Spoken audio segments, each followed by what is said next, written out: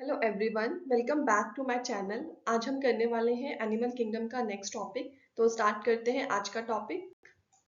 आज के क्लास में मैं आपको ये 3 टॉपिक्स करवाने वाली हूँ, that is notochord, classification of animals chart and phylum Porifera. तो स्टार्ट करते हैं।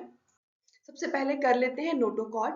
Notochord is मेसोडर्मली derived rod like structure formed on the dorsal side during embryonic development. Notochord क्या होता है? नोटोकॉर्ड एक रॉड जैसा स्ट्रक्चर होता है जो कि मेसोडर्म जर्म लेयर से बनता है। हमने कल की वीडियो में बात की थी, जो भी एनिमल्स है उनके एम्ब्रियो में 3 जर्म लेयर्स होते हैं, एक्टोडर्म, एंडोडर्म एंड मेसोडर्म। और ये जो तीनों जो जर्म लेयर्स है वो डिफरेंट डिफरेंट ऑर्गन या टिश्यूज को डेवलप करते हैं। तो नोटोकॉर्ड कौन से जर्म लेयर से डेवलप होता है? मेसोडर्म से। और ये रॉड जैसा स्ट्रक्चर होता है और ये कहाँ पे प्रेजेंट होता है? On the dorsal side during the embryonic development. Dorsal side body का जो बैक वाला साइड होता है, पीछे वाला साइड होता है, उसे डोर्सल साइड बोलते हैं। On the basis of presence or absence of notochord, animals are of 2 types. Notochord की प्रेजेंस और एब्सेंस के बेसिस पे एनिमल्स को 2 टाइप्स में डिवाइड किया गया है। पहला है कॉर्डेट्स और दूसरा है non chordates. Chordates animals with notochord, जिन एनिमल्स के पास नोटोकॉर्ड प्रेजेंट होगा उन्हें कॉर्डेट्स बोला जाता है। इसके एग्जाम्पल्स है फाइलम, हेमिकॉर्डेटा एंड कॉर्डेट्स। ये जो भी फाइलम है वो जो हमारा अपकमिंग वीडियो होगा उसमें हम इनको डिटेल में पढ़ने वाले हैं। नेक्स्ट है नॉन कॉर्डेट्स। नॉन मीन्स नाम से पता चल रहा है एब्सेंट, तो वो एनिमल्स जिनके पास नोटोकॉर्ड एब्सेंट होगा that is known as non chordates. और इसके एग्जाम्पल है पॉरीफेरा से लेके इकाइनोडर्म्स। तो जो भी फाइलम पॉरीफेरा से लेके इकाइनोडर्म्स तक के बीच के जो फाइलम है वो सारे नॉन कॉर्डेट्स कहलाते हैं। और हेमिकॉर्डेटा एंड जो कॉर्डेट्स फाइलम है उसे कॉर्डेट्स बोलते हैं। ये चार्ट है एनिमल के क्लासिफिकेशन का। हमने कल की वीडियो में ये सारे टर्म्स किए थे, सेलुलर लेवल, सिमेट्री क्या होता है, एसिमेट्री क्या होता है, सिलोम क्या होता है, एसिलोम क्या होता है। तो उन्हीं के बेसिस पे ये चार्ट बनाए गए ताकि आपको इजीली लर्न हो सके। यहाँ पे किंगडम लिखा है, यहाँ पे लेवल ऑफ ऑर्गेनाइजेशन लिखा है, यहाँ पे सिमेट्री है, यहाँ पे बॉडी कैविटी है और ये है फाइलम। सो किंगडम, यहाँ पे हम एनिमेलिया की बात कर रहे हैं और एनिमेलिया कैसा होता है? Multicellular. Multicellular means it contains many cells. और लेवल ऑफ ऑर्गेनाइजेशन में cellular level, symmetry mostly asymmetrical, हम कल कर चुके हैं। बॉडी कैविटी एसिलोमेट्स होंगे। एसिलोमेट्स मीन्स जिनके पास सिलोम नहीं होता। और वो कौन सा फाइलम है? पॉरीफेरा फाइलम है। फिर लेवल ऑफ ऑर्गेनाइजेशन लिया है टिश्यू, ऑर्गन या ऑर्गन सिस्टम।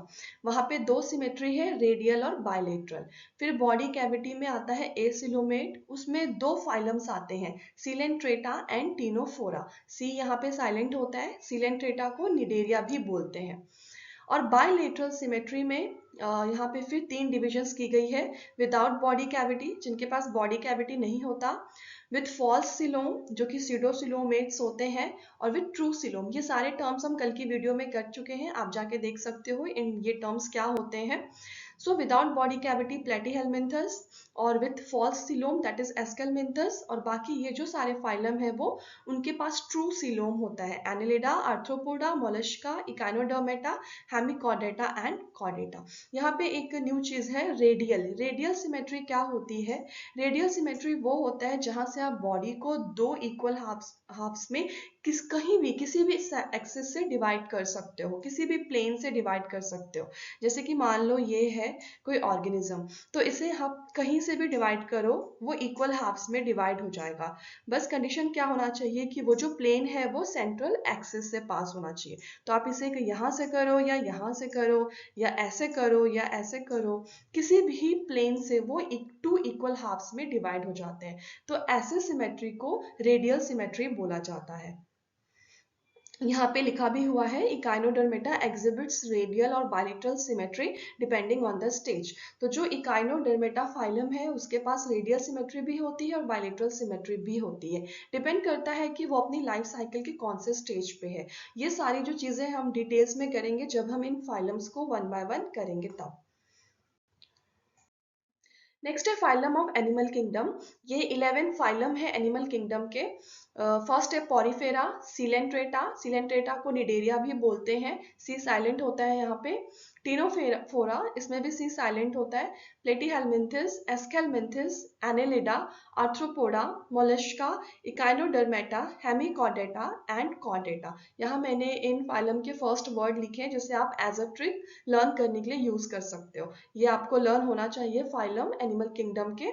सो आप इसको ऐसे यूज कर सकते हो, P square C P A cube MEHC। इससे आपको इजी होगा इन फाइलम्स को लर्न करने में।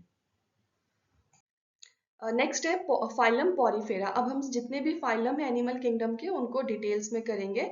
तो सबसे पहले कर लेते हैं पॉरीफेरा। यहाँ पे जो पॉरीफेरा है, इन्हें पॉरीफेरा क्यों बोला जाता है?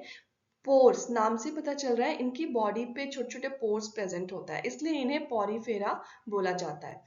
कॉमनली नोन एज स्पॉन्जेस, इन्हें कॉमन टर्म में स्पॉन्जेस बोला जाता है। आपने देखा होगा, आप घर पे भी यूज करते हो स्पॉन्ज को, जो पानी को सोख लेता है, उसके पास कैपेसिटी होती है वाटर को होल्ड करने की।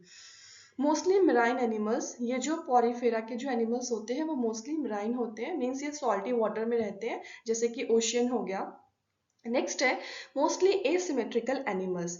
जो पॉरीफेरा में एनिमल्स हैं वो मेनली एसिमेट्रिकल होते हैं। एसिमेट्रिकल मीन्स हम इन्हें कहीं किसी भी प्लेन से टू इक्वल हाफ्स में डिवाइड नहीं कर सकते। ये सारे टर्म्स आपको मैं कल करवा चुकी हूँ, इसीलिए करवा चुकी हूँ क्योंकि ये टर्म्स जो है आगे बहुत यूज होंगे, तो आपको पता होना चाहिए कि ये टर्म्स क्या होते हैं। तो अगर किसी ने मेरा वीडियो नहीं देखा है तो आप जाके देख सकते हो।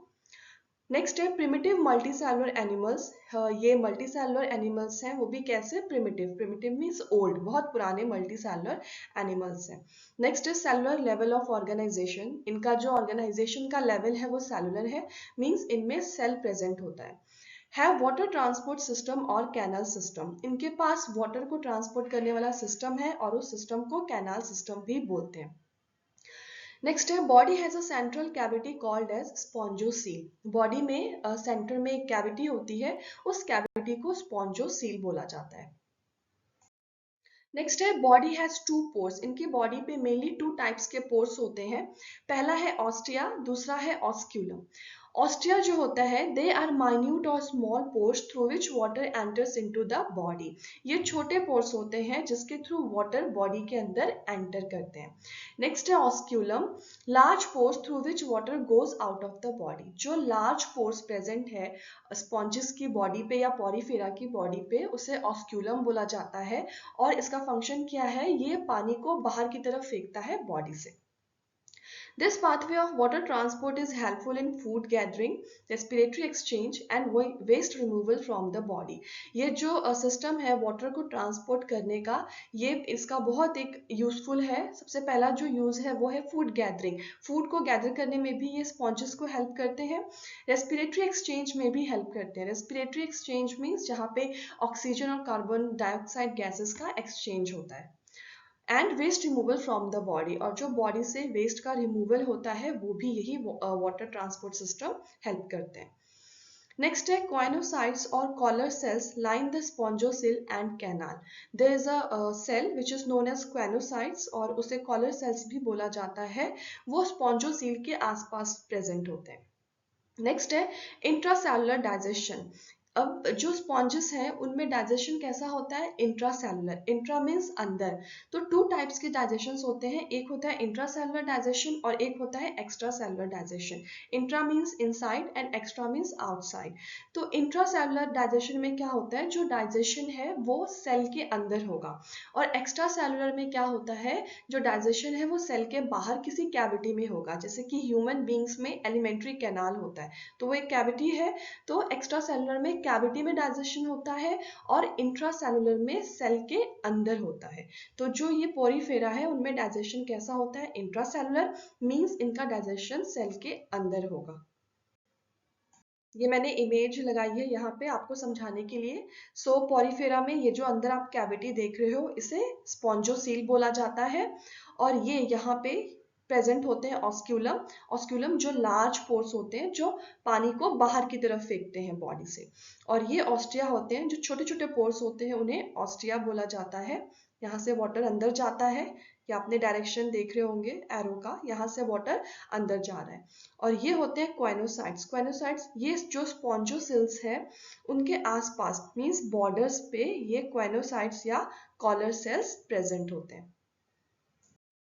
नेक्स्ट है body supported by skeleton which is made up of spicules और स्पॉन्जिन फाइबर्स। हम सबको पता है जो एनिमल किंगडम है उनके पास स्केलेटन होता है और वो स्केलेटन बॉडी को प्रोटेक्ट करता है। तो वैसे ही पोरीफेरा में जो स्केलेटन है वो किसके बने होते हैं, स्पिक्यूल्स और स्पॉन्जिन फाइबर्स के।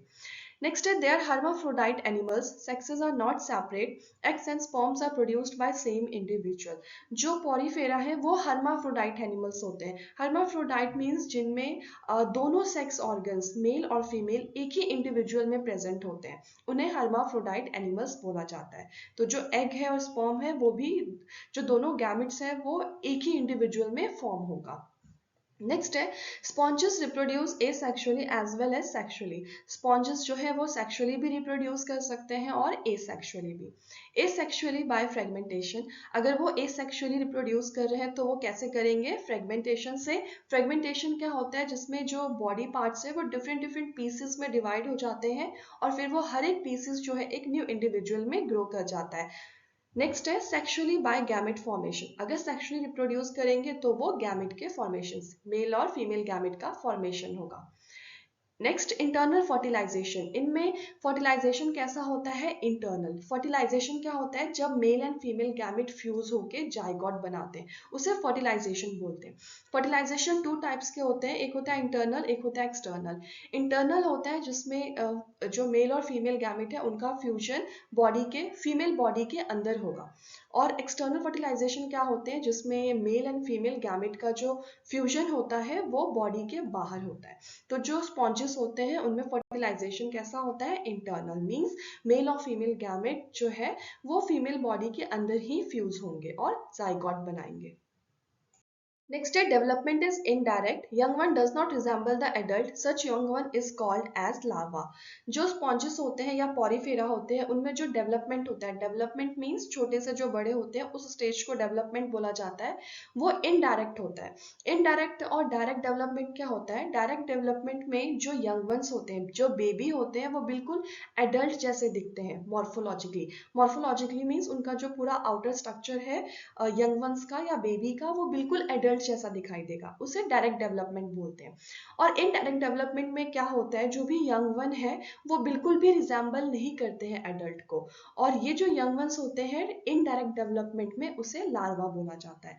तो पोरीफेरा में डेवलपमेंट कैसा होगा, इनडायरेक्ट, मींस इनके यंग वंस एडल्ट को रिजेंबल नहीं करते। ये एग्जाम्पल्स है पोरीफेरा के, साइकन, इसे साइफा भी बोला जाता है, स्पॉन्जिला, इसे फ्रेश वाटर स्पॉन्जी भी बोलते हैं, ये सारे कॉमन टर्म्स है, कॉमन नेम है। एंड यू स्पॉन्जिया, इसे बाथ स्पॉन्जी भी बोलते हैं। बाथ स्पॉन्जी मीन्स इसे बाथ के लिए यूज किया जाता है। तो जो मैंने ब्रैकेट में लिखा है वो कॉमन नेम है और ये सब साइंटिफिक नेम है, तो आपको इनका कॉमन नेम भी याद होना चाहिए, एग्जाम में पूछा जाता है, और साइंटिफिक नेम भी याद होना चाहिए। हर एक फाइलम का एटलीस्ट आपको 2 एग्जाम्पल्स तो याद होना ही चाहिए। ये साइकन का इमेज है, यहाँ पे ये आप देख रहे होंगे पोर्स प्रेजेंट है। तो ये जो छोटे छोटे पोर्स होते हैं उन्हें ऑस्टिया बोला जाता है, और यहाँ पे जो पोर्स प्रेजेंट होते हैं लार्ज साइज के उसे ऑस्क्यूलम बोला जाता है। ये साइकन का इमेज है। ये इमेजेस है, ये यू स्पॉन्जिया है, ये स्पॉन्जिला है। मैं ये डायग्राम्स क्यों लगाती हूँ, क्योंकि एग्जाम में क्वेश्चंस आता है डायग्राम आइडेंटिफिकेशन में, आपको इमेज दे देंगे और पूछेंगे कि आइडेंटिफाई द इमेज, तो आपको सारे इमेजेस के नाम याद होने चाहिए। आज के लिए इतना ही, बाकी जो नेक्स्ट फाइलम है वो मैं आपको नेक्स्ट वीडियो में करवाऊंगी। ये भी मैं आपको पार्ट्स में ही करवाऊंगी, क्योंकि अगर मैं एक साथ आपको सारे फाइलम करवा दूंगी तो आपको कुछ भी समझ नहीं आएगा, और मैं आपको डीप में करवा सकूं, इसलिए मैं जो ये सारे टॉपिक्स है वो पार्ट्स में करवाती हूँ, ताकि मैं भी अच्छे से एक्सप्लेन कर सकूँ और आपको भी अच्छे से समझ में आए। होप आप सबको मेरा ये वीडियो पसंद आया होगा, मेरा एक्सप्लेनेशन अच्छा लगा होगा। अगर आपको मेरी वीडियो में कोई भी कमी या कोई सजेशन है मेरे लिए, या आपके कोई डाउट है प्रीवियस वीडियो के, तो आप मुझे कमेंट बॉक्स में लिख सकते हो। मैं नेक्स्ट वीडियो में पक्का आपको वो सॉल्व करने की कोशिश करूंगी। सो अगर आप सबको मेरा ये वीडियो पसंद आया हो then please share and subscribe my channel. Thank you.